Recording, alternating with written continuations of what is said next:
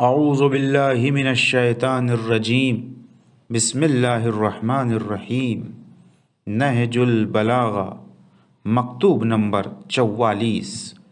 یہ خط حضرت علی علیہ السلام نے زیاد ابن ابی کے نام تحریر فرمایا۔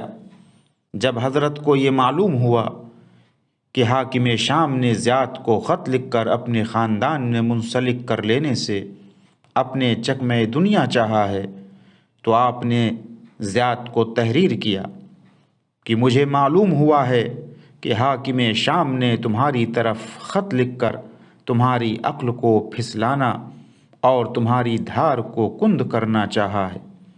تم اس سے ہوشیار رہو، کیونکہ وہ شیطان ہے جو مومن کے آگے پیچھے اور داہنی بائیں جانب سے آتا ہے، تاکہ اسے غافل پا کر اس پر ٹوٹ پڑے اور اس کی عقل پر چھاپا مارے۔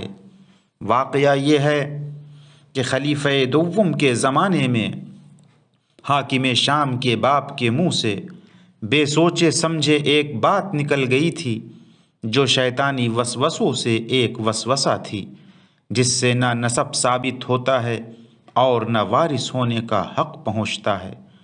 تو جو شخص اس بات کا سہارا کر بیٹھے وہ ایسا ہے کہ جیسے بزم مے نوشی میں بن بلائے آنے والا کہ اسے دھکے دے کر نکال باہر کیا جاتا ہے، یا زین فرس میں لٹکے ہوئے اس پیالے کے مانند کہ جو ادھر سے ادھر تھرکتا رہتا ہے۔